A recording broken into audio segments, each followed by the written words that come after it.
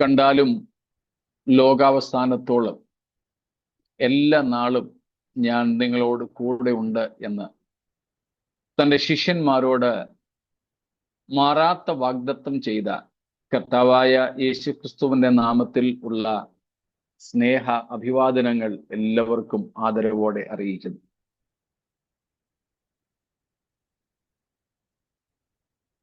തിരുവെഴുത്തിൽ നമ്മൾ വായിക്കുന്നത് പോലെ സ്വർഗത്തിലെ സകല ആത്മീയ അനുഗ്രഹത്താലും നമ്മെ ക്രിസ്തുവേശുവിൽ അനുഗ്രഹിച്ചിരിക്കുന്ന നമ്മുടെ കർത്താവായ യേശു ക്രിസ്തുവിന്റെ ദൈവവും പിതാവുമായവൻ ഈ സന്ധ്യയിലും വാഴ്ത്തപ്പെട്ടവനാകട്ടെ. നമുക്ക് ദൈവത്തിന്റെ മക്കൾ എന്ന് വിളിക്കപ്പെടുവാനുള്ള ദത്തെടുപ്പിന്റെ അവകാശം ദാനമായി നൽകിയ ദൈവകൃപയ്ക്കായിട്ട് സ്തോത്രം. ശത്രുക്കളായിരുന്ന നമ്മെ കേവലം മിത്രങ്ങൾ എന്നതിൽ നിന്നും പുത്രന്മാരെന്നും പുത്രിമാരെന്നും ഉള്ള പദവിയിലേക്ക് ഉയർത്തിയ ദൈവ സ്നേഹത്തിനായിട്ട് സ്തോത്രം ചെയ്യുകയാണ്. നമ്മുടെ ആനന്ദം, അഭിമാനം ഒക്കെയാ അതായിരിക്കട്ടെ നാം ദൈവമക്കളാകുന്നു എന്നുള്ളത്.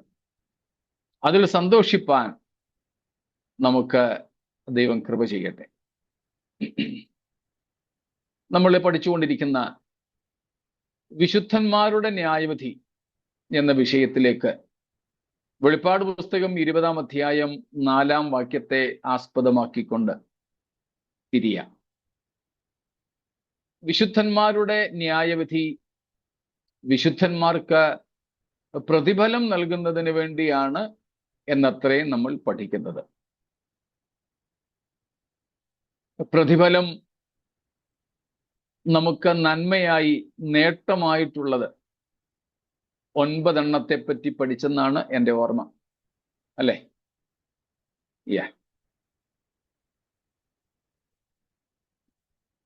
നമ്മള്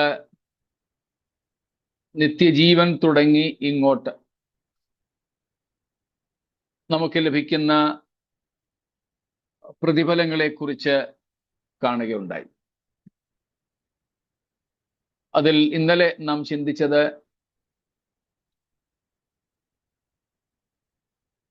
നാം മത്തായി 19:28 വായിക്കും പോലെ ഇന്നലെ നമ്മൾ പറഞ്ഞു വിട്ടു. 12 സിംഹാസനങ്ങളിൽ ഇരുന്നു കൊണ്ട് ഇസ്രായേൽ ഗോത്രം 12നെയും ന്യായം വിധിക്കുവാനുള്ള അധികാരം കർത്താവ് തൻ്റെ ശിഷ്യന്മാർക്ക് വാഗ്ദത്തം ചെയ്തു. അതുപോലെ സകല വിശുദ്ധന്മാർക്കും വാഗ്ദത്തം ചെയ്ത അധികാരത്തെക്കുറിച്ച് നമ്മൾ അതേ വിഷയത്തിൽ 1 കൊരിന്ത്യർ 6-ാം അധ്യായത്തിൽ നിന്ന് കണ്ടു. മഹാപീഡന കാലത്തെ വിശുദ്ധന്മാർ അതേ അധികാരം നടത്തുന്നതിനെ കുറിച്ചായിരുന്നു വെളിപ്പാട് 20:4 നമ്മൾ കണ്ടുകൊണ്ടിരുന്നത്. അവിടെ ഇങ്ങോട്ട് വന്നിട്ട് കർത്താവിങ്കിൽ നിന്ന് നമുക്ക് പുകഴ്ച ലഭിക്കുന്നതിനെ കുറിച്ച്, കർത്താവ് നമ്മെ മാനിക്കുന്നതിനെ കുറിച്ച് ഒക്കെ നമ്മൾ ഇന്നലെ രാത്രി കാണുകയുണ്ടായി. അങ്ങനെ 9 കൂട്ടം കാര്യങ്ങളാണ് നമ്മൾ കഴിഞ്ഞ ദിവസങ്ങളിൽ കണ്ടത്. അത്രയും നമ്മൾ ചിന്തിച്ചതിൽ എന്തെങ്കിലും വിശദീകരണങ്ങൾ ആവശ്യമുള്ള കാര്യങ്ങൾ ഉണ്ടെങ്കിൽ ചോദിച്ചാട്ടെ.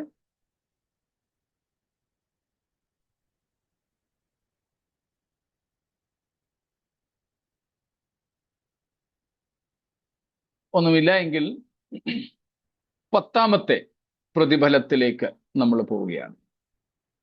അതും നമ്മൾ ഇതിനു മുൻപ് പല പ്രാവശ്യം വായിച്ചിട്ടുള്ള വേദഭാഗമാണ്. ലൂക്കോസിന്റെ സുവിശേഷം 12-ാം അധ്യായത്തിന്റെ 37-ാമത്തെ വാക്യം. ലൂക്ക് 12:37. യജമാനൻ വരുന്നേരം ഉണർന്നിരിക്കുന്നവരായി കാണുന്ന ദാസന്മാർ ഭാഗ്യവന്മാർ. അവൻ അരകെട്ടി അവരെ ഭക്ഷണത്തിനിരുത്തുകയും വന്ന് അവർക്ക് ശുശ്രൂഷ ചെയ്യുകയും ചെയ്യും എന്ന് ഞാൻ സത്യമായി നിങ്ങളോട് പറയുന്നു. This is another reward. promised directly by the Lord Jesus Christ himself. കർത്താവ് നമുക്ക് നേരിട്ട് തന്നിട്ടുള്ള ഒരു വാഗ്ദത്തമാണ് പ്രതിഫലത്തെക്കുറിച്ചുള്ളത്. എനിക്ക് ഇതുവരെ അതിന്റെ അർത്ഥം ശരിയായിട്ട് മനസ്സിലായിട്ടില്ല. നിത്യതയിലെത്തുമ്പോൾ നമുക്കത് മനസ്സിലാകും എന്ന് ഞാൻ കരുതുന്നു. The reward of being served by the Lord himself. The blessedness to be served by the Lord himself. നമ്മുടെ കർത്താവിൽ നിന്ന് ശുശ്രൂഷ ഏൽക്കുവാനുള്ള ഭാഗ്യകരമായ ഒരവസ്ഥ. യജമാനൻ വരുമ്പോൾ ഉണർന്നിരിക്കുന്നവരായി കാണപ്പെടുന്ന ദാസന്മാർ, അടിമകൾ, കാവൽക്കാർ ഭാഗ്യവാന്മാർ. നമ്മുടെ യജമാനൻ നമ്മുടെ കർത്താവാണ്. നമ്മെ തൻ്റെ ചങ്കിലെ ചോര കൊണ്ട് വീണ്ടെടുത്തവൻ, ക്രൂശിൽ ചൊരിഞ്ഞ പ്രായശ്ചിത്ത രക്തത്താൽ നമ്മെ കഴുകിയവൻ, നമ്മുടെ ഉടയവൻ, നമ്മുടെ നാഥൻ കർത്താവായ യേശുവാണ് നമ്മുടെ യജമാനൻ. അവൻ നമ്മെ ഇവിടെ ആക്കിയിട്ട് പോയിരിക്കുക. വരുന്ന കൃത്യ സമയമൊന്നും പറഞ്ഞിട്ടില്ല, വരുമെന്നേ പറഞ്ഞിട്ടുള്ളൂ. വരുന്നത് വരെ ജാഗ്രതയോടെ ഇരിക്കുന്നവരായി നാം തീരണം, ഉണർന്നിരിക്കുന്നവരായി തീരണം.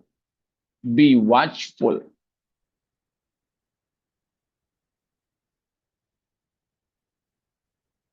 ഉണർന്നിരിക്കുക എന്നതിൻ്റെ ഇവിടുത്തെ അർത്ഥം അക്ഷരീയമായി ഉറങ്ങാതിരിക്കുക എന്നല്ല. A revived, a watchfulness spiritually. ആത്മീയമായി ജാഗ്രതയോടെ ഇരിക്കുക, ഉണർന്നിരിക്കുക, ആത്മീയമായി സുബോധമുള്ളവരായിരിക്കുക. അങ്ങനെ ഇരിക്കുന്നവർക്ക് കർത്താവ് പറയുകയാണ്, അങ്ങനെ യജമാനൻ വരുന്ന സമയത്ത് ഉണർന്നിരിക്കുന്നവരായി കാണുന്ന ദാസന്മാർക്ക് യജമാനൻ എന്ത് കൊടുക്കും?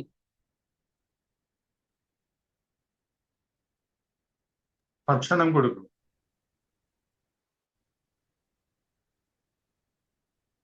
വെറും ഭക്ഷണം കൊടുക്കുമെന്ന് മാത്രമല്ല, പൊതി കൊണ്ടുവന്ന് കൊടുക്കുകയല്ല, ഭക്ഷണം കൊടുക്കുമെന്ന് ഉണ്ടവിടെ, തീർച്ചയായിട്ടും ഉണ്ട്. പക്ഷേ അവിടുത്തെ പ്രധാനപ്പെട്ട വിഷയം, അവൻ യജമാനൻ ദാസനെ ശുശ്രൂഷിക്കുമെന്നാണ് പറയുന്നത്.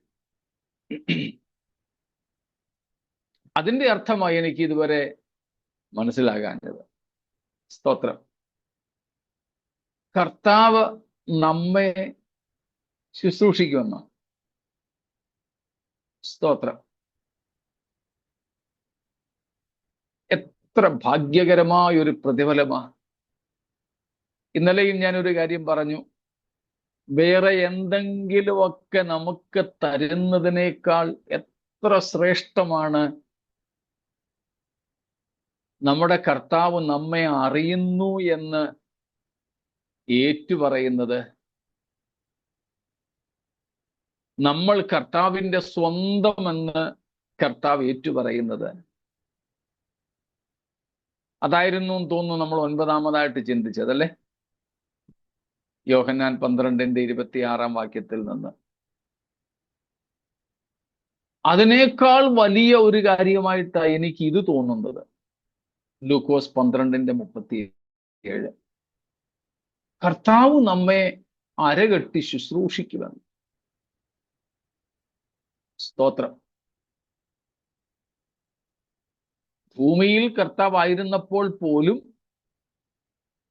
തൻ്റെ ശിഷ്യന്മാരുടെ പാദം കഴുകുകയും തൻ്റെ അരയിൽ ചുറ്റിയിരുന്ന തുവർത്തുകൊണ്ട് അവരുടെ കാലുകളെ ഉണക്കുകയും ഒക്കെ ചെയ്ത ഒരു കർത്താവാണ്.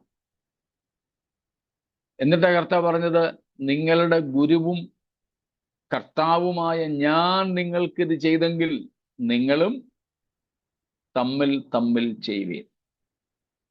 അപ്പോൾ ഭൂമിയിലായിരുന്ന സമയത്ത് പോലും കർത്താവ് ജഡത്തിൽ വസിച്ച മനുഷ്യരെ ശുശ്രൂഷിച്ചത് കണ്ടു. സ്തോത്രം. നമുക്ക് പാഠം നൽകുന്നതിന് വേണ്ടിയും കൂടെ ആയിരുന്നു അത് എന്നുള്ളപ്പോൾ തന്നെ നമുക്ക് ഏതാണ്ട് അതേ അർത്ഥത്തിൽ ഈ പറഞ്ഞതിൻ്റെയും കാര്യം ഗ്രഹിക്കാം. നമ്മുടെ കർത്താവ് സ്വർഗത്തിൽ നമ്മെ ശുശ്രൂഷിക്കുമെന്ന്. അവിടെ നമുക്ക് എന്ത് ശുശ്രൂഷയാ വേണ്ടത്? സ്തോത്രം. നമ്മൾ നമ്മുടെ കർത്താവിൻ്റെ ഭവനത്തിലേക്ക് ചെന്നതാ.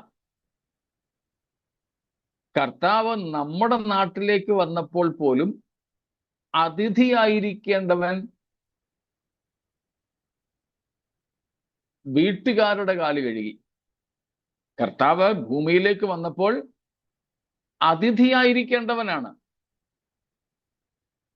പക്ഷേ ഇവിടുത്തുകാരായ നമ്മുടെ കാല് കർത്താവ് കഴുകി. ഈ പറഞ്ഞിരിക്കുന്നത് നമ്മൾ അങ്ങോട്ട് ചെല്ലുക, കർത്താവിൻ്റെ ഭവനത്തിലേക്ക്. യേശു അങ്ങനല്ലേ പറഞ്ഞത്, എൻ്റെ പിതാവിൻ്റെ ഭവനത്തിൽ അനേകം വാസസ്ഥലങ്ങളുണ്ട്. പിതാവിൻ്റെ ഭവനമാണ്, കർത്താവിൻ്റെ ഭവനമാണ്. നമ്മളെ അവിടേക്ക് കൊണ്ടുപോയതാ. സ്തോത്രം. നമ്മൾ അവിടുത്തുകാരല്ല. നമ്മൾ ഭൂമിയിൽ പാർക്കുന്നവരാ, ഭൂമയന്മാരായിരുന്നു. കർത്താവ് തന്നെ യോഹന്നാന്റെ സുവിശേഷത്തിൽ പറഞ്ഞിട്ടുണ്ട്, ഭൂമിയിൽ നിന്നുള്ളവർ. ഞാനോ സ്വർഗത്തിൽ നിന്ന്, അല്ലെങ്കിൽ മേലിൽ നിന്നുള്ളവൻ. കർത്താവ് മേലിൽ നിന്നുള്ളവനും നമ്മളൊക്കെ താഴെ ഭൂമിയിൽ നിന്നുള്ളവരുമാണ്. അതുകൊണ്ടാണ് പറഞ്ഞത് നമ്മൾ അവിടുത്തുകാരല്ല, എന്നാൽ നമുക്ക് അവിടുത്തെ പൗരത്വം കർത്താവ് നൽകി. അതുകൊണ്ട് ഇപ്പോൾ നമ്മൾ സ്വർഗീയ പൗരന്മാരാണ്.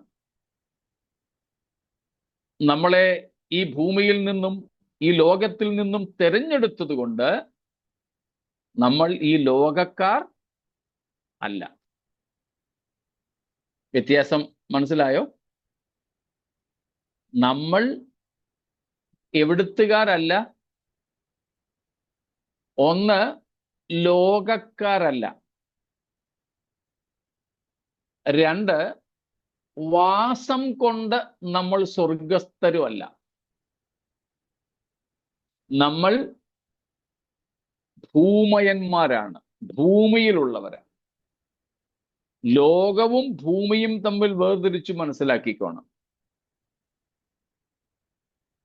ലോകം വേറെ, ഭൂമി വേറെ. നമ്മൾ എവിടെ നിന്നുമുള്ളവരാണ്? ഇവിടെ ഭൂമിയിൽ നിന്നുമുള്ളവരാ. From the earth. We are earthly, not worldly. Okay, സ്തോത്രം. സൃഷ്ടിക്കപ്പെട്ട ലോകം എന്ന നിലയിൽ ഭൂമിയും ലോകത്തിൽ വരും.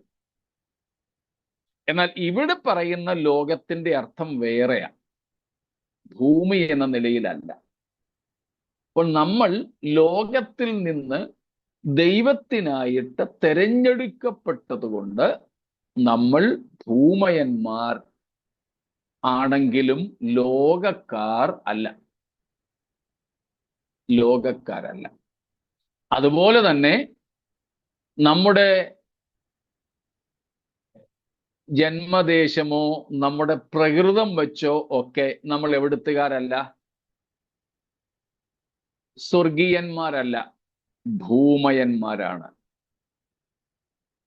പക്ഷേ ഈ ലോകത്തിൽ നിന്നും നമ്മെ തിരഞ്ഞെടുത്ത് കർത്താവ് നമ്മെ എവിടുത്തുകാരാക്കി? സ്വർഗീയന്മാർ ആക്കി. അതുകൊണ്ടാണ് പൗലോസ്ലീഹ എഫേസ്യർ 2-ാം അധ്യായത്തിലും പറയുന്നത്, നമ്മെ സ്വർഗത്തിൽ ഇരുത്തിയിരിക്കുന്നു. കൊലോസ്യർ 3-ന്റെ ആദ്യ വാക്യങ്ങളിലും അത് തന്നെ പൗലോസ്ലീഹ പറയുന്നുണ്ട്. നമ്മെ സ്വർഗത്തിൽ തന്നോടുകൂടെ ഇരുത്തിയിരിക്കുന്നു. നമുക്ക് ഫിലിപ്പിയർ 3:20 കാണാം, നമ്മുടെ പൗരത്വം സ്വർഗത്തിലാണ്. അപ്പോ ആ അർത്ഥത്തിൽ നമ്മൾ ലോകക്കാരല്ല, സ്വർഗസ്ഥരാണ്.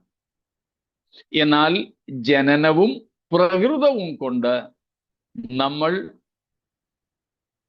സ്വർഗത്തിൽ ഉള്ളവരല്ല, ഭൂമിയിൽ ഉള്ളവരാണ്.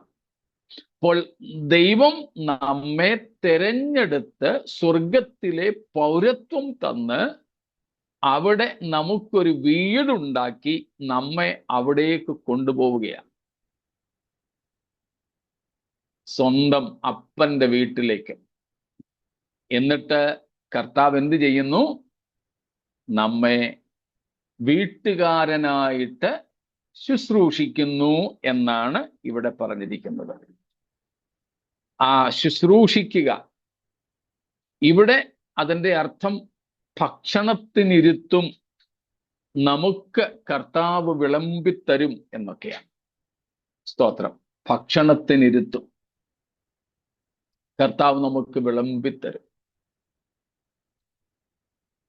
സ്തോത്രം. അപ്പോൾ ഇവിടെ നമ്മൾ കർത്താവിനെ ശുശ്രൂഷിക്കുന്നു, അവിടെ കർത്താവ് നമ്മെ ശുശ്രൂഷിക്കും. അതിൻ്റെ പൂർണ്ണ അർത്ഥം ഇപ്പോൾ ഗ്രഹിക്കുവാൻ എനിക്ക് കഴിയുന്നില്ല. നിങ്ങൾക്കാർക്കെങ്കിലും ഇതിലധികം കർത്താവ് നമ്മെ ശുശ്രൂഷിക്കുന്നതിൻ്റെ അർത്ഥം മനസ്സിലായിട്ടുണ്ടെങ്കിൽ പങ്കുവയ്ക്കാവുന്നതാണ്. ഇല്ലെങ്കിൽ നമുക്ക് ഒരുമിച്ച് അവിടെ ചെല്ലുമ്പോൾ അതിൻ്റെ പൂർണ്ണ അർത്ഥത്തെപ്പറ്റി ഗ്രഹിക്കാം. ഇതിൽ let's be amused, this is an amusement for me. എനിക്കിതൊരു വിസ്മയമായിരിക്കുന്നു. സ്തോത്രം. വിസ്മയാവഹമായ ഒരു പ്രതിഫലമായി ഞാൻ ഇതിനെ കാണുന്നു. സ്തോത്രം.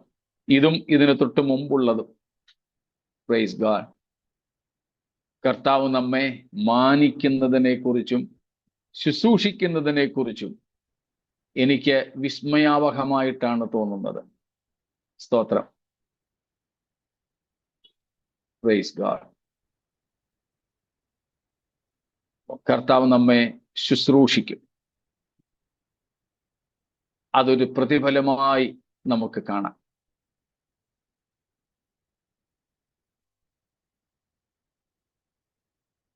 ഈ ലോകത്തിൻ്റെ താരാട്ടുകളിൽ മയങ്ങിപ്പോകാതെ, ലോകത്തിൻ്റെ തലോടലുകളിൽ നാം വിശ്രമം കൊള്ളാതെ, ലോകത്തിൻ്റെ മടിയിൽ നാം തലവെച്ചുറങ്ങാതെ, സ്തോത്രം,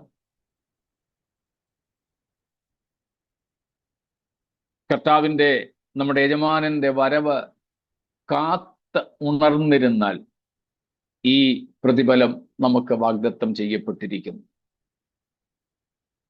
സ്തോത്രം. എന്തെങ്കിലും വിശദീകരണം ആർക്കെങ്കിലും ഉണ്ടെങ്കിൽ പറയാം.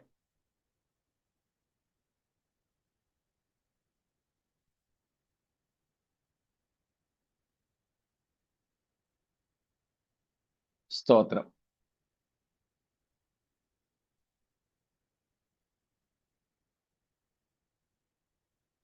Praise God.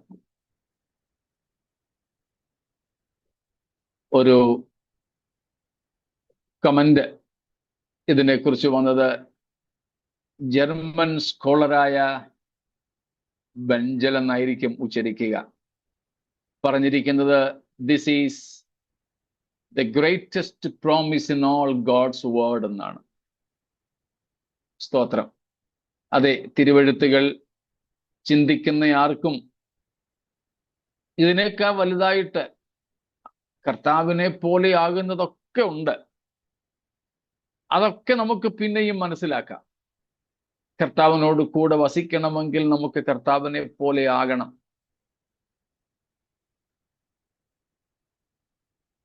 അവനോടുള്ള സാദൃശ്യം, താതാത്മ്യപ്പെടൽ ഒക്കെ നമുക്ക് ഒരു പരിധി വരെ മനസ്സിലാക്കാൻ പറ്റും. എങ്ങനെയായിരിക്കും അതിൻ്റെ മഹത്വം മനസ്സിലാക്കാൻ കഴിയുന്നില്ലെങ്കിലും അതിൻ്റെ അർത്ഥം മനസ്സിലാക്കാൻ എന്ന് പറ്റും. പക്ഷെ ഇതിൻ്റെ അർത്ഥം മനസ്സിലാക്കാൻ ഞാൻ പറഞ്ഞല്ലോ ആദ്യമേ തന്നെ, എനിക്ക് സാധിക്കുന്നില്ല. ഉൾക്കൊള്ളാൻ എനിക്ക് വയ്യ. സ്തോത്രം. ഞാൻ ചിലപ്പോഴൊക്കെ ഓർക്കാറുണ്ട്, എന്നെ പഠിപ്പിച്ച അധ്യാപകർ, സ്കൂളിലെ ഒക്കെ അധ്യാപകരെ ഒന്നും എനിക്ക് വലിയ പരിചയം എന്നല്ല, ഇപ്പോൾ അവരൊക്കെ ജീവിച്ചിരിപ്പുണ്ടോ എന്ന് പോലും അറിഞ്ഞുകൂടാ. സ്കൂളിലൊക്കെ എന്നെ പഠിപ്പിച്ചവരെ ഞാൻ ചുരുക്കം ചിലരെ മാത്രമേ പിന്നീട് കണ്ടിട്ടുള്ളൂ. ട്യൂഷൻ പഠിപ്പിച്ചതിൽ ഒരാളിനെ എനിക്കിപ്പോഴും അറിയാം, വേറെ ആരെയും എനിക്ക് അറിഞ്ഞുകൂടാ. അതേസമയം ബൈബിൾ സ്കൂളിൽ എന്നെ പഠിപ്പിച്ച അധ്യാപകന്മാരെ കുറിച്ച് എനിക്ക് അറിയാം. അവരിൽ പലരുടെയും അതിഥിയായിട്ട് ഞാൻ പോയിട്ടുണ്ട്.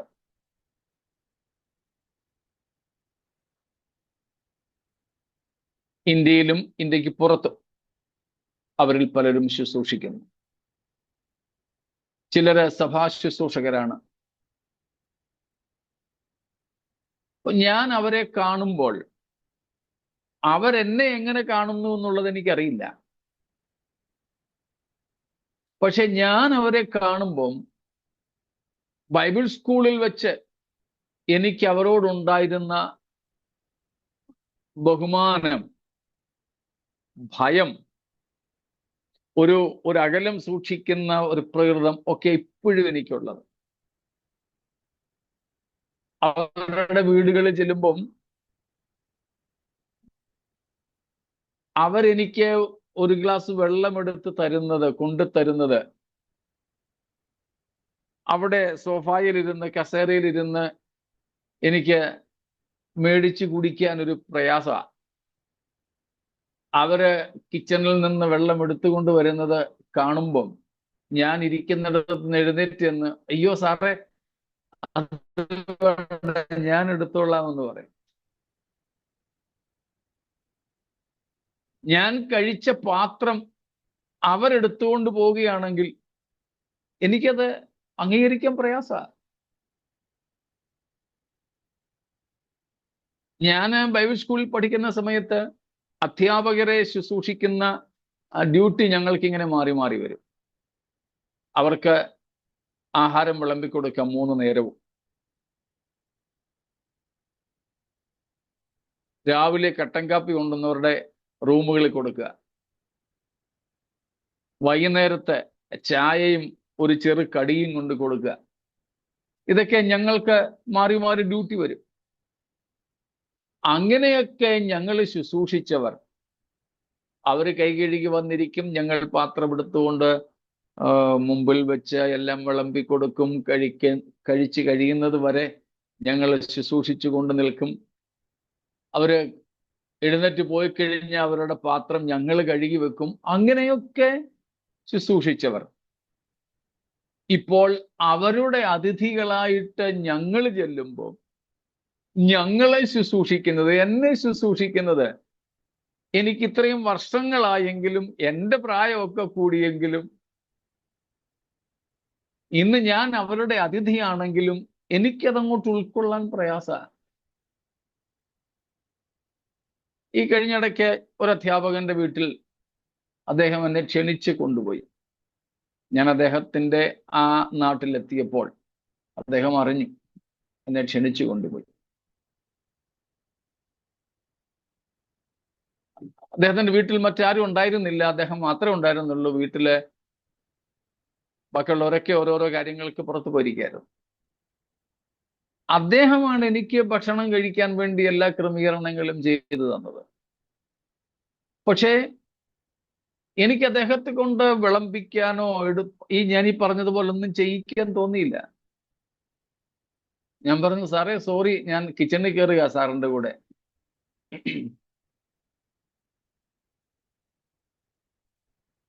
ഇങ്ങനെ എൻ്റെ ഒരു അധ്യാപകനോട് എനിക്ക് ഇങ്ങനെ തോന്നുന്നെങ്കിൽ, കർത്താവ് എന്നെ ശുശ്രൂഷിക്കുമെന്ന് പറയുന്നത് അങ്ങോട്ട് ഉൾക്കൊള്ളാനാണ് എനിക്ക് ഇതുവരെ സാധിച്ചിട്ടില്ല എന്ന് ഞാൻ പറഞ്ഞത്. സ്തോത്രം.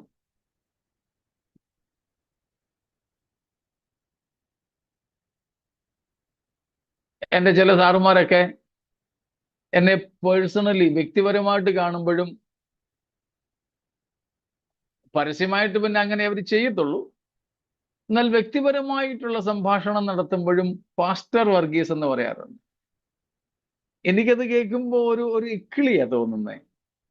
പറഞ്ഞു, സാറേ പ്ലീസ് എന്നെ പേര് വിളിച്ചാൽ മതി, എന്നെ പാസ്റ്റർ എന്ന് വിളിക്കാതെ.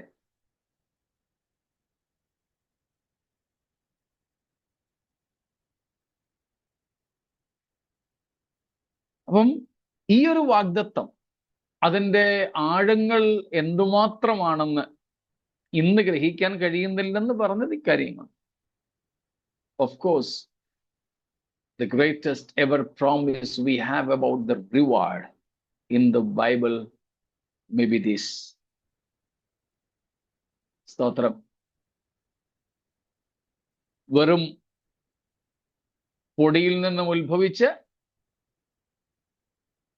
ബാക്കി ഓർമ്മ ഉണ്ടായിരിക്കല്ലോ, മൺപുരകളിൽ പാർത്ത് പുഴുപോലെ ചതഞ്ഞു പോകുന്ന നമ്മെ,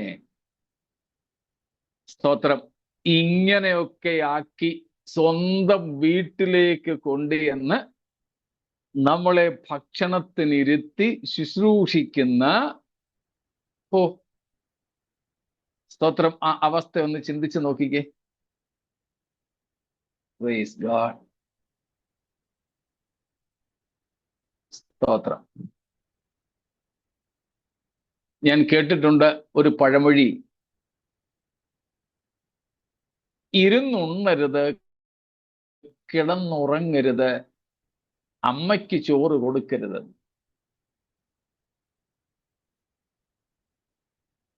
ഇരുന്നുണ്ണരുത്, കഴിക്കാൻ ഒത്തിരി നേരം എടുക്കരുതെന്ന്, പെട്ടെന്ന് കഴിച്ചിട്ട് പണി നോക്കണമെന്നാ.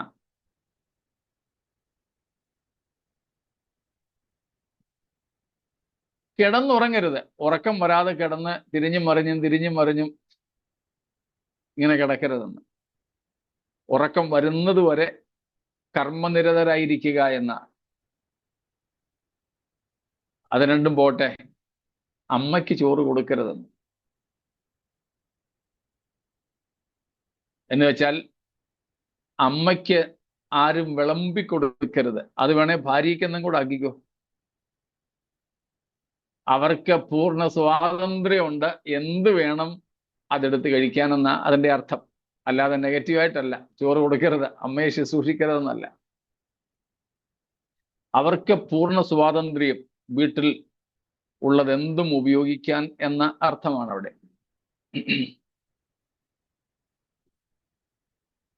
ഇന്നിപ്പം mother's day, sister's day, brother's day, friends day, ഇങ്ങനെ ഒത്തിരി ഡേയ്സ് ഉണ്ടല്ലോ. എനിക്ക് തോന്നുന്നു കഴിഞ്ഞ ആഴ്ച എങ്ങാണ്ടായിരുന്നു മദേഴ്സ് ഡേ അല്ലേ. അന്ന് അമ്മമാരെ ശുശ്രൂഷിക്കുക, ബാക്കി ദിവസങ്ങളൊക്കെ അമ്മ അല്ലെങ്കിൽ ഭാര്യ വീട്ടിലുള്ളവരൊക്കെ ശുശ്രൂഷിക്കുന്നു. എന്നാൽ അന്ന് അമ്മയെ, ഭാര്യയെ, ആരുടെ ഡേ ആണോ അവരെ ശുശ്രൂഷിക്കുക എന്നൊരു സങ്കല്പമാണ്, ഒരു കൺസെപ്റ്റാണുള്ളത്.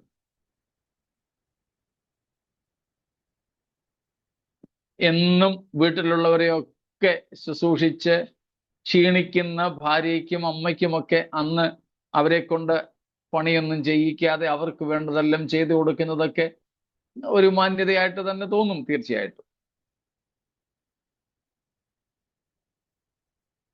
ഇവിടെ നമ്മുടെ കർത്താവ്, സ്തോത്രം, നമ്മുടെ കർത്താവ് നമ്മെ ശുശ്രൂഷിക്കുന്ന ശ്രേഷ്ഠമേറിയ ഈ പദവിക്കായി സ്തോത്രം. നമ്മെ തെരഞ്ഞെടുത്തല്ലോ. ദൈവത്തിന് സ്തോത്രം. Praise God.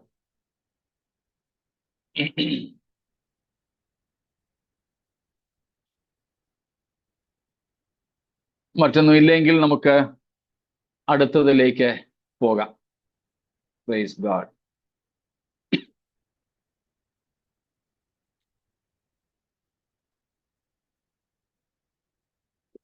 നമുക്ക് കർത്താവ് നൽകുന്ന പ്രതിഫലങ്ങളെ കുറിച്ച് വിശദമാക്കാത്ത ചില കാര്യങ്ങളും കൂടെ ഞാനങ്ങ് പറഞ്ഞു വിടാം. അത് പറയുന്നത് മറ്റൊന്നും കൊണ്ടല്ല, നമ്മളത് വെളിപ്പാട് 2ഉം 3ഉം അധ്യായങ്ങളിൽ പഠിച്ചതുകൊണ്ടാണ്. അത് ആവർത്തിക്കുന്നില്ല. എന്നാൽ ഒരു സൂചന എന്ന നിലയിൽ മാത്രം നമുക്കവിടെ കാണുവാനായിട്ട് സാധിക്കും. സ്തോത്രം.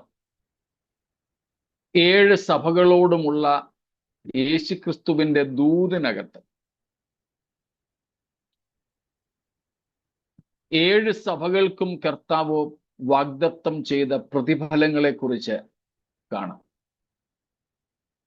സ്തോത്രം.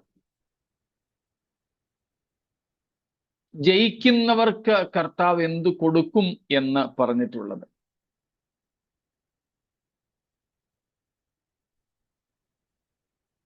അതുകൊണ്ട് അത് നമ്മൾ പഠിച്ചതാണ്, വിശദീകരിക്കുന്നില്ല. പക്ഷെ ഒന്ന് തൊട്ട് എടുത്തു പറഞ്ഞു പോകുന്നത് മാത്രം. വെളിപ്പാട് പുസ്തകം 2-ാം അധ്യായത്തിന്റെ 7-ാമത്തെ വാക്യത്തിൽ നാം കാണുന്നത് ജീവവൃക്ഷത്തിന്റെ ഫലം തിന്മാൻ നൽകും എന്നുള്ളതാണ്. ജയിക്കുന്നവന് ജീവവൃക്ഷത്തിന്റെ ഫലം തിന്മാൻ നൽകും. നമ്മളതൊക്കെ പഠിച്ചതാണല്ലോ, അതുകൊണ്ട് മറ്റൊന്നും വിശദീകരിക്കുന്നില്ല. സ്തോത്രം. 2 സ്മുർണയോട് പറയുന്നു. സ്മുർണ സഭയോടുള്ള ബന്ധത്തിൽ. ആദ്യത്തേത് എഫെസോ സഭയോട് പറഞ്ഞു. 2 സ്മുർണ സഭയോട് പറയുന്നു ജീവകിരീടത്തിന്റെ വാഗ്ദത്തം. അത് നമ്മൾ പഠിച്ചു കഴിഞ്ഞതാണ്. ക്രൗൺ ഓഫ് ലൈഫ് സ്മുർണയ്ക്ക് വാഗ്ദത്തം ചെയ്യുന്നു. 3-ാമത് പെർഗമസിനോട് പറയുന്നു ഹിഡൻ മന്ന, മറഞ്ഞിരിക്കുന്ന മന്ന തരും എന്ന്. മറഞ്ഞിരിക്കുന്ന മന്ന.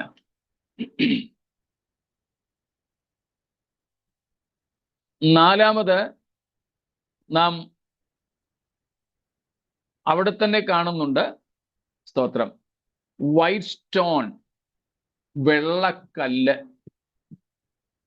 പിന്നെ ന്യൂ നെയിം, പുതിയ പേര്. ഇതെല്ലാം നമ്മൾ പഠിച്ചതായതുകൊണ്ടും ആണ് അങ്ങനെ ഞാൻ അങ്ങ് പറഞ്ഞു വിടുന്നത്. അടുത്തത് കാണുന്നത് റൂൾ ഓവർ ജെന്റൈൽസ്, ജാതികളുടെ മേൽ വാഴുന്നതിനുള്ള അധികാരം. അതും നമ്മൾ ഇന്നലെ ഒന്നിനെയാന്ന് പഠിച്ചല്ലോ.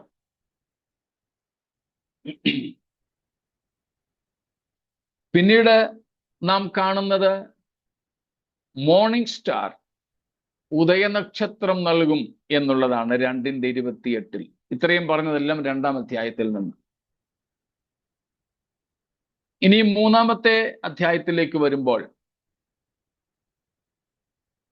3-ന്റെ ആദ്യവാക്യങ്ങൾ മുതൽക്കേ നമുക്ക് കാണാനായിട്ട് പറ്റും. വൈറ്റ് റോബ്, വെള്ള വസ്ത്രം,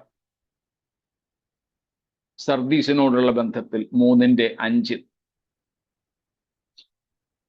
അതുപോലെ 3:12 നമുക്ക് കാണുവാൻ കഴിയുന്നുണ്ട് ഫിലദൽഫിയയ്ക്ക് കർത്താവ് വാഗ്ദത്തം ചെയ്ത പ്രതിഫലത്തെക്കുറിച്ച്. ഇതുവരെ വേറൊന്നും വായിച്ചില്ലല്ലോ, അതുകൊണ്ടൊന്ന് വായിച്ചോളൂ. 3:12, 3:12. ജയിക്കുന്നവനെ ഞാൻ എന്റെ ദൈവത്തിന്റെ ആലയത്തിൽ ഒരു തൂണാക്കും, അവൻ ഒരിക്കലും അവിടെ നിന്ന് പോകയില്ല. എന്റെ ദൈവത്തിന്റെ നാമവും എന്റെ ദൈവത്തിന്റെ പക്കൽ നിന്ന് സ്വർഗത്തിൽ നിന്ന് തന്നെ ഇറങ്ങുന്ന പുതിയ യെരൂശലേം എന്ന എന്റെ ദൈവത്തിൻ നഗരത്തിന്റെ നാമവും എന്റെ പുതിയ നാമവും ഞാൻ അതിന്റെ മേൽ എഴുതും. സ്തോത്രം. ദൈവത്തിന്റെ ആലയത്തിലെ തൂണാണ്. പിന്നെ യെരൂശലേമിന്റെ കർത്താവിന്റെ ഒക്കെ പുതിയ നാമം എഴുതുന്ന കാര്യവും, അത് പുതിയ പേര് നമ്മൾ നേരത്തെയും കണ്ടു, ഇവിടെയും അത് തന്നെ കാണുന്നു. സ്തോത്രം. 3:5 വാക്യത്തിൽ നമ്മൾ വീണ്ടും കാണുന്നത് fellowship with the glorified Christ, തേജസ്കരിക്കപ്പെട്ട ക്രിസ്തുവിനോടൊപ്പമുള്ള കൂട്ടായ്മയാണ്.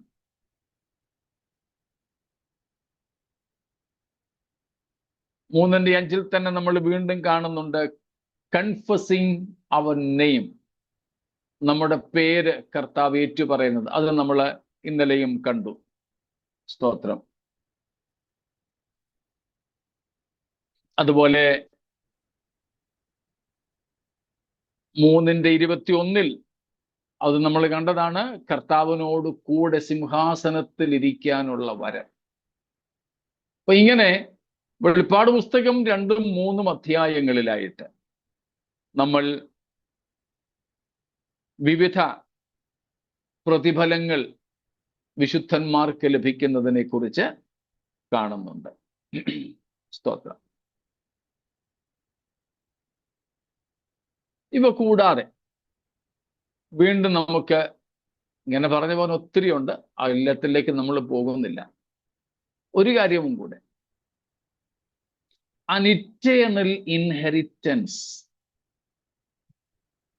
ഒരു നിത്യമായ അവകാശം നമുക്ക് ലഭിക്കും. സ്തോത്രം. ഒരു നിത്യമായ അവകാശം, an eternal inheritance. സ്തോത്രം. ഒത്തിരി വാക്യങ്ങൾ അതുമായിട്ട് ബന്ധപ്പെട്ടുണ്ട്. ഓർക്കുക, we ourselves are God's inheritance. At the same time, He will give us, or He will reward us with an inheritance. നമ്മൾ തന്നെ ദൈവത്തിന്റെ അവകാശമായിരിക്കുന്നു. നാം ദൈവത്തിന്റെ അവകാശമാണ്. അപ്പോൾ തന്നെ നമുക്ക് ഒരു നിത്യമായ അവകാശം കർത്താവ് തരും. എഫേസ്യ ലേഖനം തന്നെ 1-ാം അധ്യായം 13-14 വാക്യങ്ങളിൽ നമ്മൾ കാണുന്നുണ്ട്. അവനിൽ നിങ്ങൾക്കും നിങ്ങളുടെ രക്ഷയെക്കുറിച്ചുള്ള സുവിശേഷം എന്ന സത്യവചനം നിങ്ങൾ കേൾക്കുകയും അവനിൽ വിശ്വസിക്കുകയും ചെയ്തിട്ട് അവന്റെ സ്വന്തം ജനത്തിന്റെ വീണ്ടെടുപ്പിന് വേണ്ടി തന്റെ മഹത്വത്തിന്റെ പൂഴ്ചയായിട്ട് നമ്മുടെ അവകാശത്തിന്റെ അച്ചാരമായ വാഗ്ദത്തത്തിൽ പരിശുദ്ധാത്മാവിനാൽ മുദ്രയിട്ടിരിക്കുന്നു. നമ്മുടെ അവകാശത്തിന്റെ അച്ചാരം, നമുക്കൊരവകാശം ദൈവം നൽകും. ആ അവകാശം പല വിഷയങ്ങളിലാകാം. അതിൽ പലതും നമ്മൾ ഇതിനോടകം പഠിച്ചും കഴിഞ്ഞു. എന്നാലും എടുത്തു പറയുന്നു എന്ന് മാത്രമേ ഉള്ളൂ.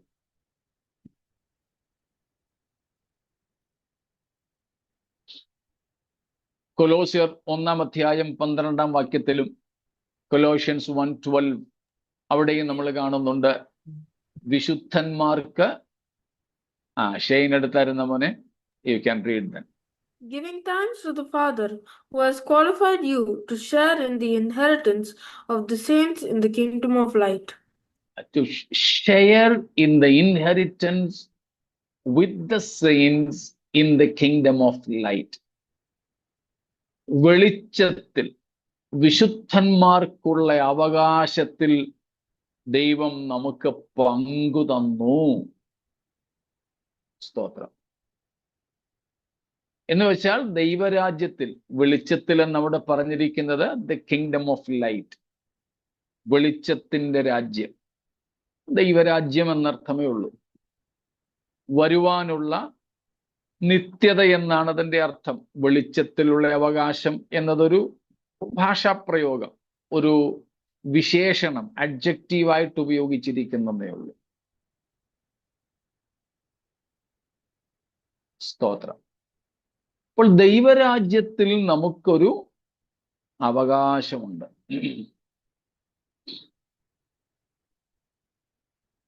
സ്വർഗത്തിൽ നിലനിൽക്കുന്ന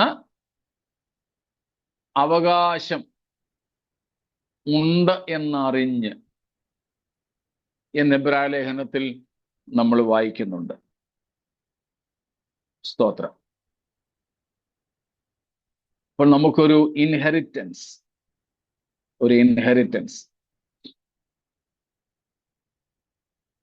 അപ്പോസ്തലപ്രവൃത്തികൾ 20:32, 20:32, ആക്ട്സ്.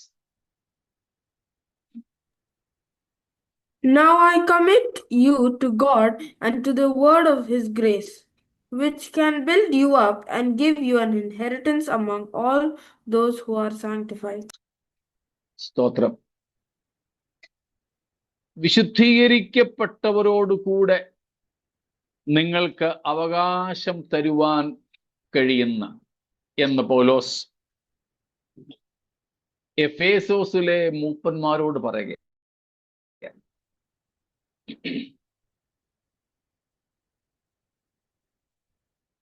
അതുപോലെ വേറെ പല ഭാഗങ്ങളുണ്ട്.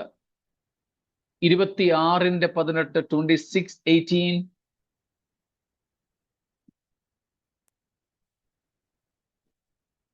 To open their eyes and turn them from darkness to light, and from the power of Satan to God, so that they may receive forgiveness of sins and a place among those who are sanctified by faith in me.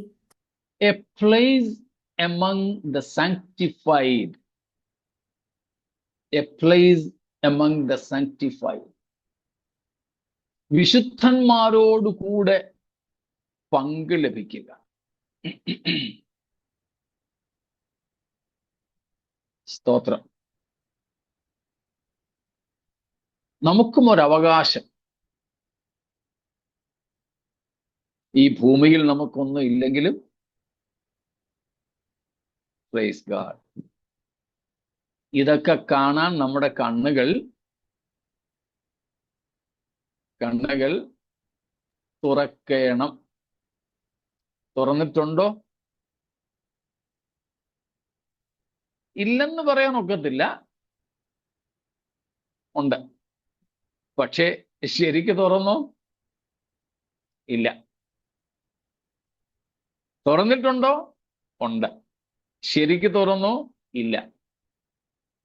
അതുകൊണ്ട് അപ്പോസ്തലൻ നമുക്ക് വേണ്ടിയും കൂടെ പ്രാർത്ഥിച്ചത് എഫേസ്യർ 1:17-18. സ്തോത്രം. നിങ്ങളുടെ ഹൃദയദൃഷ്ടി പ്രകാശിച്ചിട്ട് അവന്റെ വിളിയാലുള്ള ആശ ഇന്നതെന്നും വിശുദ്ധന്മാരിൽ അവന്റെ അവകാശത്തിന്റെ മഹിമാധനം ഇന്നതെന്നും ബാക്കിയുണ്ട്, നിങ്ങൾ അറിയുവാൻ ഞാൻ നിങ്ങൾക്ക് വേണ്ടി പ്രാർത്ഥിക്കുന്നു. നമ്മിൽ ദൈവത്തിനൊരു അവകാശമുണ്ട്, നമുക്ക് ദൈവത്തിലും ഒരു അവകാശമുണ്ട്. സ്തോത്രം. God has invested a lot in you and me, and also the Lord has invested a lot for us in his eternal kingdom. Praise God. സ്തോത്രം. നമുക്കൊരു അവകാശം. Praise God. ഒരു കാര്യവും കൂടെ, നമ്മൾ ഇങ്ങനെ ഒത്തിരി കാര്യങ്ങളൊക്കെ നമുക്ക് ലഭിക്കുന്നതിനെ കുറിച്ച്, പ്രതിഫലമായി ലഭിക്കുന്നതിനെ കുറിച്ച് കണ്ടു. സ്തോത്രം. എന്നാൽ നമുക്ക് ലഭിക്കാൻ പോകുന്ന ഏറ്റവും വലിയ പ്രതിഫലം ഞാൻ പറയാതെ നിങ്ങൾക്കറിയാമായിരിക്കും. നമ്മൾ പറഞ്ഞിട്ടും ചിന്തിച്ചിട്ടും ഉള്ളതാണ്. ഈ വിഷയത്തോടനുബന്ധിച്ച് പറയുന്നു എന്ന് മാത്രം.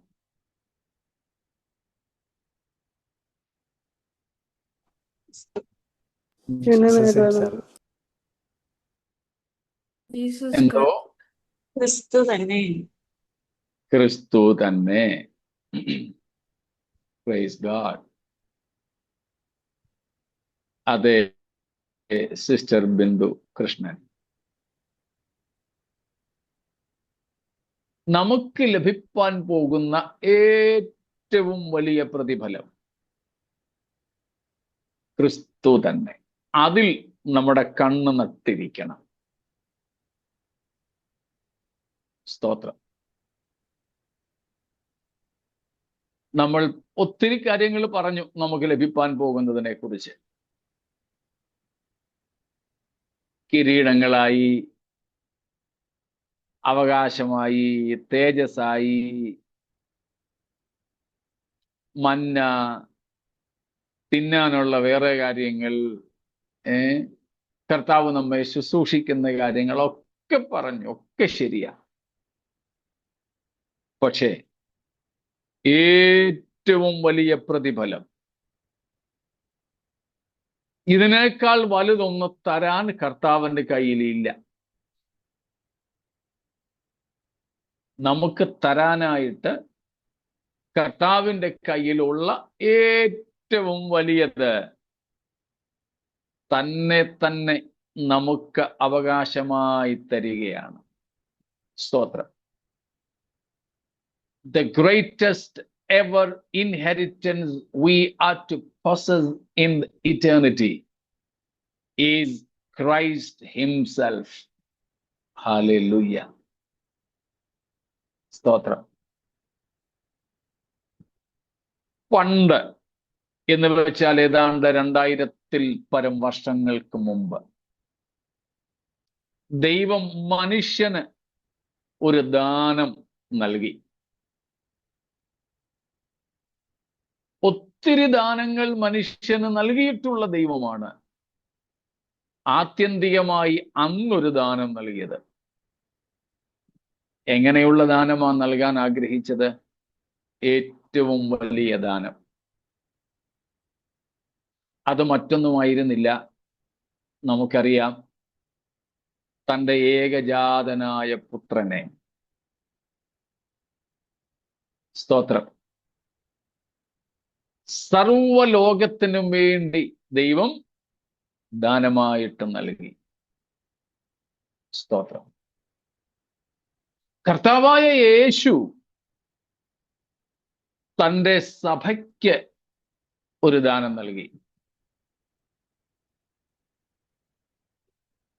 എഫേസ്യർ 5-ാം അധ്യായത്തിൽ നമ്മൾ വായിച്ചിട്ടുണ്ട് 25, 26, 27 വാക്യങ്ങളിൽ. എഫേഷ്യൻസ് 5, 25, 26, 27 അവിടെ നമ്മൾ വായിച്ചിട്ടുണ്ട്, അവൻ സഭയെ സ്നേഹിച്ച് തന്നെത്താൻ അവൾക്ക് വേണ്ടി കൊടുത്തു.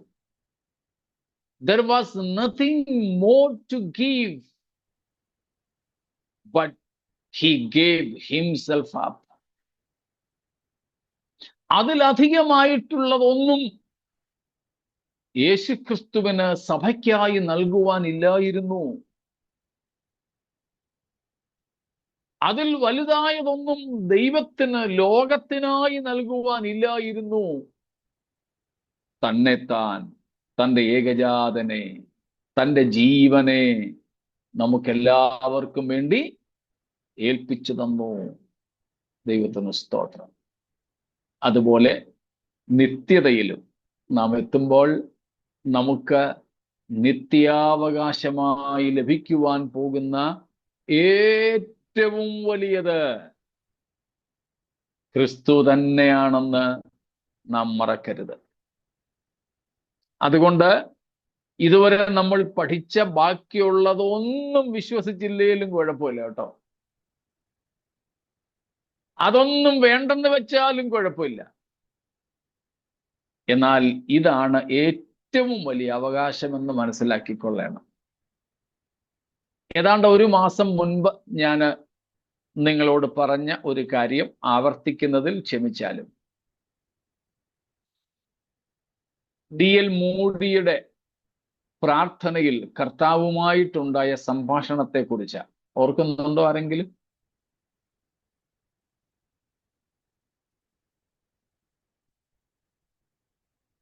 അപ്പൊ മുമ്പേ ഞാൻ ക്ഷമ പറഞ്ഞത് തിരിച്ചെടുത്തേക്കുന്നു. ആവർത്തിക്കുന്നതിൽ ക്ഷമിക്കണമെന്ന് പറഞ്ഞ ആ ക്ഷമിക്കണമെന്നത് ഞാനിങ്ങ് തിരിച്ചെടുക്കുക. ആർക്കും ഓർമ്മയില്ലെങ്കിൽ കുഴപ്പമില്ലല്ലോ. D.L. മൂഡിയോട് പ്രാർത്ഥനയിൽ കർത്താവ് ചോദിച്ചത്രേ, മൂടി, നീ ഇങ്ങ് സ്വർഗത്തിൽ എൻ്റെ അടുക്കൽ വരുമ്പോൾ ഞാൻ നിനക്ക് എന്ത് തരണം? പറ, ഞാനത് ഒരുക്കി വെച്ചേക്കാം. ഇപ്പം ആരെങ്കിലും ഓർമ്മ വരുന്നുണ്ടോ? ഇല്ല. മൂടി പറഞ്ഞു, കർത്താവേ, ഞാൻ അങ്ങ് സ്വർഗത്തിൽ വരുമ്പോൾ അങ്ങ് എനിക്ക് എന്തെങ്കിലും തരാൻ വേണ്ടി ആഗ്രഹിക്കുന്നെങ്കിൽ അതൊന്നും എനിക്ക് വേണ്ട. പക്ഷേ അങ്ങ് തരാതിരിക്കണ്ട, അങ്ങ് തരാൻ ആഗ്രഹിക്കുന്നത് എന്തും തന്നു, അത് പക്ഷെ എനിക്ക് വേണ്ട. പിന്നെ ആർക്ക് കൊടുക്കണം? ഞാൻ അങ്ങ് സ്വർഗത്തിൽ വരത്തക്കതുപോലെ എന്നെ സഹായിച്ച, ആത്മീയമായി എന്നെ ധൈര്യപ്പെടുത്തിയ, ഉത്തേജിപ്പിച്ച, പ്രോത്സാഹിപ്പിച്ച, എനിക്ക് വേണ്ടി പ്രാർത്ഥിച്ച ധാരാളം വിശുദ്ധന്മാരുണ്ട്. അങ്ങ് എനിക്ക് തരാൻ ആഗ്രഹിക്കുന്നതൊക്കെ അങ്ങ് സ്വർഗത്തിൽ അവർ വരുമ്പോൾ അവർക്ക് കൊടുത്തേക്കാൻ പറഞ്ഞു. ദൈവം സമ്മതിച്ചു. ശരി, എന്നാൽ നീ ഇങ്ങ് ഭൂമിയിൽ പാർക്കുമ്പോൾ ഞാൻ നിനക്ക് എന്തൊക്കെ ചെയ്തു തരണം? പറ, എന്തോ വേണം? ചോദിച്ചു. ഞാനത് നിനക്ക് തരാം. സ്വർഗത്തിലുള്ളതൊക്കെ ഞാൻ വിശുദ്ധന്മാർ ഇവിടെ വരുന്നവർക്ക് കൊടുത്തോളാം, പ്രതിഫലമായിട്ടൊക്കെ നിന്റെ പേരിൽ അങ്ങ് കൊടുക്കാം. ഈ ഭൂമിയിൽ ഞാൻ നിനക്ക് എന്ത് ചെയ്തു തരണം? മൂടി പറഞ്ഞത്രേ, കർത്താവേ, ഭൂമിയിൽ അങ്ങ് എനിക്ക് എന്തെങ്കിലും തരാൻ ആഗ്രഹിക്കുന്നെങ്കിൽ അതും എനിക്ക് വേണ്ട. പിന്നെ അത് ആർക്ക് കൊടുക്കണം?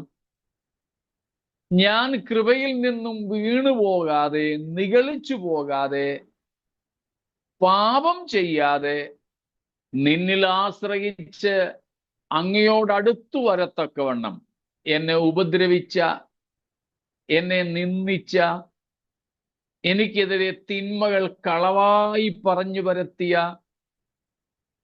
ധാരാളം മനുഷ്യർ ഈ ഭൂമിയിലുണ്ട്. എന്നെ ഉപദ്രവിച്ചവരാ, എന്റെ എതിരാളികളാ, എന്നെ ശത്രുവായി കണ്ടവരാ, എന്നെ നശിപ്പിക്കാൻ ശ്രമിച്ചവരാ. അതുകൊണ്ട് അവരിതൊക്കെ ചെയ്തത്. അവരങ്ങനൊക്കെ ചെയ്തത് കൊണ്ടാണ് ഞാൻ ഒരുപക്ഷെ പാപം ചെയ്യാതെ, കോളറ് പിടിക്കാതെ, നിഗളിക്കാതെ ഒക്കെ നിന്നിൽ എപ്പോഴും ആശ്രയിച്ചും അങ്ങയോട് പ്രാർത്ഥിച്ചും ഒക്കെ ഇങ്ങനെ ജീവിച്ചത്. അതുകൊണ്ട് കർത്താവെ, അങ്ങ് ഭൂമിയിൽ എന്തെങ്കിലും എനിക്ക് തരാൻ ആഗ്രഹിക്കുന്നെങ്കിൽ അതെല്ലാം ഇങ്ങനെ എന്നെ സഹായിച്ചവർക്കൊക്കെ അങ്ങ് കൊടുത്തേരെ. കർത്താവ് പറഞ്ഞു, ശരി. അപ്പൊ നിനക്ക് എൻ്റെ അടുക്കൽ സ്വർഗത്തിൽ വരുമ്പോഴും ഒന്നും വേണ്ട, നീ അങ്ങ് ഭൂമിയിലായിരിക്കുമ്പോഴും ഒന്നും വേണ്ട. അങ്ങനായാൽ മോനെ എങ്ങനാ? അപ്പൊ നിനക്കൊന്നും വേണ്ടേ? മൂടി പറഞ്ഞു, വേണം, എനിക്ക് വേണം. എനിക്ക് ഇവിടെ വെച്ചും വേണം, അവിടെ വരുമ്പോഴും വേണം. നീ പറഞ്ഞതൊക്കെ ഈ പറഞ്ഞവർക്കൊക്കെ കൊടുത്തോളൂ, പക്ഷെ എനിക്ക് വേണ്ടത് മറ്റൊന്നാ. കർത്താവ് ചോദിച്ചു, അതെന്തുവാ മോനെ? എനിക്ക് മറ്റൊന്നുമല്ല വേണ്ടത്, എനിക്ക് അങ്ങയെ തന്നെ മതി. ഹല്ലേലൂയ. എനിക്ക് അങ്ങയെ തന്നെ മതി. അങ്ങയെ ഒഴിച്ചുള്ളതൊന്നും എനിക്ക് വേണ്ട. അതൊക്കെ സ്വർഗത്തിലായാലും ഭൂമിയിലായാലും ആർക്കെങ്കിലും ഒക്കെ കൊടുത്തു. ഓർമ്മ കാണുമല്ലോ, നമ്മൾ പലയാവർത്തി വായിച്ച ഒരു വാക്യം ഇതിനോടനുബന്ധിച്ച്. ഓർമ്മ വരുന്നുണ്ടോ ആർക്കെങ്കിലും? സങ്കീർത്തനം. സ്വർഗത്തിലും നിന്നെ അല്ലാതെ ഞാനൊന്നും ആഗ്രഹിക്കുന്നില്ല. 73:25. സങ്കീർത്തനം 73:25. സ്വർഗത്തിൽ എനിക്ക് ആരുള്ളൂ, സ്വർഗത്തിൽ എനിക്ക് ആരുള്ളൂ, ഭൂമിയിലും നിന്നെയല്ലാതെ ഞാനൊന്നും ആഗ്രഹിക്കുന്നില്ല. ഹല്ലേലൂയ. ഭൂമിയിലും നിന്നെയല്ലാതെ ഞാൻ ഒന്നും ആഗ്രഹിക്കുന്നില്ല. പ്രതിഫലങ്ങളെക്കുറിച്ച്, നിത്യതയിൽ ലഭിക്കുന്ന പ്രതിഫലങ്ങളെക്കുറിച്ച് നമ്മൾ പഠിക്കുമ്പോൾ ഇനിയുമുണ്ട് കേട്ടോ. ഞാൻ നോട്ട് ചെയ്ത് വെച്ചിരിക്കുന്നത് തന്നെ പലതും ഇനിയുണ്ട്. അതൊന്നും മുമ്പോട്ട് പറയണമെന്ന് താല്പര്യപ്പെടുന്നില്ല. സ്തോത്രം. നമുക്ക് ഒരു വഴി വെട്ടിയിട്ടതേ ഉള്ളൂ. സ്തോത്രം. എന്നാൽ അവയേക്കാളൊക്കെ അധികം നമ്മുടെ ആഗ്രഹം എന്തായിരിക്കട്ടെ? കർത്താവേ, അങ്ങയെ തന്നെ എനിക്ക് വേണം. സ്തോത്രം. അങ്ങയെ തന്നെ എനിക്ക് വേണം. അങ്ങയല്ലാതെ വേറെ ഒന്നും ഞാൻ ആഗ്രഹിക്കുന്നില്ല. സ്വർഗത്തിലാകട്ടെ, ഇങ്ങ് ഭൂമിയിലാകട്ടെ, ഇപ്പോഴാകട്ടെ, വരുവാനുള്ള ലോകത്തിലാകട്ടെ. സ്തോത്രം. കർത്താവിന് തരാനും ഏറ്റവും ഇഷ്ടമുള്ളത് തന്നെ തന്നെയാണ്. അവങ്കിൽ നമുക്കൊരവകാശം. ഹല്ലേലൂയ. സ്തോത്രം. സ്തോത്രം. അവങ്കിൽ നമുക്കൊരവകാശം. എല്ലാവർക്കും അവങ്കിൽ അവകാശം ലഭിക്കില്ല. ഇന്നുമില്ല, അന്നുമില്ല. എന്നാൽ നമുക്ക് പൂർണ്ണ സ്വാതന്ത്ര്യത്തോടെ കർത്താവിലൊരു അവകാശം. സ്തോത്രം. സ്തോത്രം.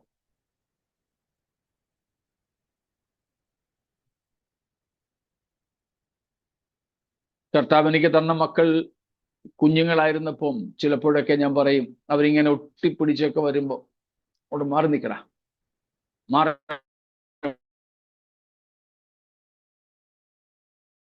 അങ്ങോട്ടെ. ഞാൻ മാറത്തില്ല, ഞാൻ മാറത്തില്ല. ഇനി എന്താ മാറത്തെ? ഇപ്പോ എടുത്തു പറയും, എന്റെ അപ്പ ഇല്ലയോ, ഞാൻ എന്നാ മാറുന്നേ? മാറത്തില്ല. ഞാൻ അടിച്ചാലും ഞാൻ മാറത്തില്ല. ചിലപ്പോഴൊക്കെ മക്കളെ ഞാൻ അടിക്കാറുണ്ട്, വഴക്ക് പറയാറുണ്ട്, ശാസിക്കാറുണ്ട്. അതൊക്കെ കഴിഞ്ഞ് ഇങ്ങനെ കരഞ്ഞ് ചിലപ്പോൾ അടിയൊക്കെ കൊണ്ടിടം വീർത്ത് ഒക്കെ ഇങ്ങനെ ഇരിക്കുമ്പോഴും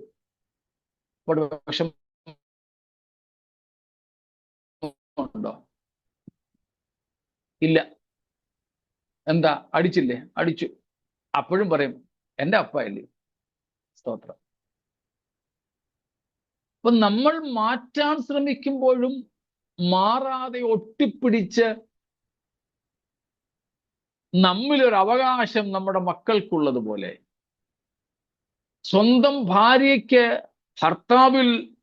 ഭർത്താവിന് അവകാശപ്പെടാൻ കഴിയുന്നത് പോലെ, തിരിച്ച് ഭാര്യയ്ക്ക് ഭർത്താവിന് ഭാര്യയിലും ഒരവകാശമുള്ളതുപോലെ, മക്കൾക്ക് അപ്പനമ്മമാരിൽ തിരിച്ച് മാതാപിതാക്കൾക്ക് മക്കളിൽ ഒരവകാശമുള്ളതുപോലെ.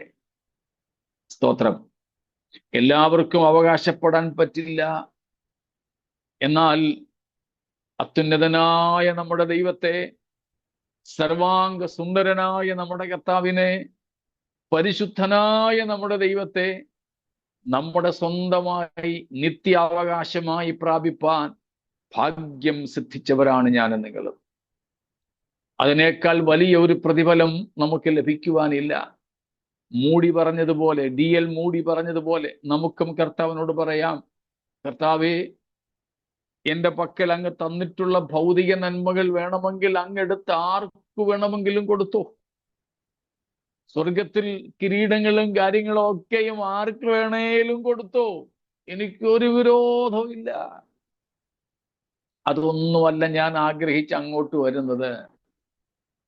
എനിക്ക് അങ്ങയെ മതി. സ്തോത്രം. അതുകൊണ്ടാണ് നാം വെളിപ്പാട് പുസ്തകം 4-ാം അധ്യായത്തിൽ കാണുന്നത്, സിംഹാസനം കിട്ടി, പൊൻകിരീടമൊക്കെ കിട്ടി. പക്ഷേ ദൈവത്തിന്റെ മഹത്വത്തെക്കുറിച്ച് 4 ജീവികൾ പ്രകീർത്തിക്കുമ്പോൾ സിംഹാസനങ്ങളിൽ ഇരിക്കുന്ന മൂപ്പന്മാർ സിംഹാസനങ്ങളിൽ നിന്നും ഇറങ്ങി നടുവിലെ സിംഹാസനത്തിൽ ഇരിക്കുന്ന ദൈവത്തിന്റെ പാദങ്ങളിൽ കവിണ്ണു വീണ് കിടക്കും. അവരുടെ തലയിൽ ഇരിക്കുന്ന കിരീടങ്ങൾ എടുത്ത് അവന്റെ പാദാന്തി അർപ്പിക്കും.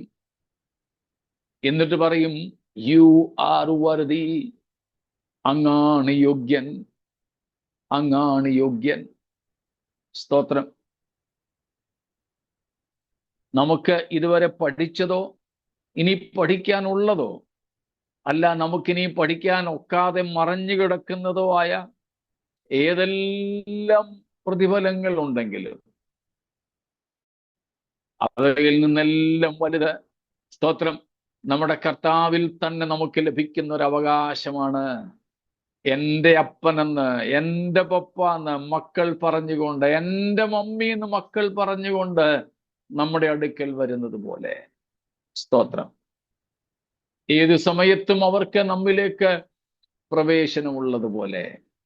പ്രിയരെ, സ്തോത്രം, നമുക്ക് കർത്താവിൽ ലഭ്യമായ ഈ അവകാശത്തിനായി, ഈ സ്വാതന്ത്ര്യത്തിനായി ദൈവത്തിന് സ്തോത്രം ചെയ്ത് ആസാഫിനെ പോലെ, D.L. മൂഡിയെ പോലെ, സ്തോത്രം, ക്രിസ്തുവിനെ നേടുവാനുള്ള അഭിവാഞ്ചയോടെ മുൻപോട്ട് പോകാം. കർത്താവ് നമുക്ക് വാഗ്ദത്തവും ചെയ്തിട്ടുണ്ട്. നമ്മൾ മുമ്പേ കണ്ടല്ലോ, വെളിപ്പാട് 2-3 അധ്യായങ്ങൾ, 2-ാമത്തെ അധ്യായത്തിൽ അവസാന വാക്യം 28-ാമത്തെ വാക്യത്തിൽ കർത്താവ് പറഞ്ഞു, ജയിക്കുന്നവന് ഞാന് ഉദയനക്ഷത്രം കൊടുക്കും, മോർണിംഗ് സ്റ്റാർ. എന്താണ് ഉദയനക്ഷത്രം? 22:16 22:16 അവിടെ നാം കാണുന്നു, യേശു ക്രിസ്തു തന്നെയാണ് ഉദയനക്ഷത്രം. അപ്പോൾ ഞാൻ ജയിക്കുന്നവൻ ഉദയനക്ഷത്രം കൊടുക്കുമെന്ന് പറഞ്ഞാൽ ജയിക്കുന്നവന് ഞാൻ എന്നെ തന്നെ കൊടുക്കുമെന്ന് അവിടുത്തെ അർത്ഥം. Praise God. പൗലോസ് പറയുന്നു ഫിലിപ്പിയർ 3-ാം അധ്യായം 9 മുതൽക്കുള്ള വാക്യങ്ങളിൽ, ഞാൻ അവനെ നേടേണ്ടതിനും, that I may gain Christ. In English and Hindi it is verse 8. മലയാളത്തിൽ 9 മുതൽക്കുള്ള വാക്യങ്ങളാണ്. ഫിലിപ്പിയർ 3-ന്റെ 8-ാം വാക്യത്തിന്റെ അവസാനത്തിൽ ഇംഗ്ലീഷിൽ വായിക്കുന്നു, that I may gain Christ. ക്രിസ്തുവിനെ നേടുക എന്ന ലക്ഷ്യത്തോടെ നമുക്കോടാം. സ്തോത്രം. ക്രിസ്തുവിനെ തന്നെ കഴിഞ്ഞ ദിവസം നമ്മൾ പറഞ്ഞതുപോലെ നമുക്ക് ലാക്കും ബിരുദമായിട്ട് കാണാം. നമ്മുടെ ലാക്ക് ക്രിസ്തു, നമ്മുടെ ബിരുദ് ക്രിസ്തു. സ്തോത്രം. ലാക്കും ബിരുദം നമ്മൾ കഴിഞ്ഞ ആഴ്ച ചിന്തിച്ചത് ഓർക്കുമായിരിക്കുമല്ലോ. The final point, finishing point, അതാണ് ലാക്ക്. സ്തോത്രം. ലക്ഷ്യം, അന്തിമമായി നമുക്ക് എത്തിച്ചേരേണ്ട ആ ലക്ഷ്യം. സ്തോത്രം. അവിടെ എത്തിയാൽ നമുക്ക് ലഭിക്കുന്ന സമ്മാനം അതാണ് ബിരുദ്. രണ്ടും ക്രിസ്തു തന്നെ. ആ ലക്ഷ്യത്തോടെ നമുക്ക് മുന്നേറാം. ബാക്കിയുള്ളതെല്ലാം ഇതിലും ചെറുതാണെന്ന് കണ്ടുകൊണ്ട് കർത്താവിനെ തന്നെ നേടുവാൻ ദൈവം നമ്മെ ഈ വചനങ്ങളാൽ ഒരുക്കുമാറാകട്ടെ.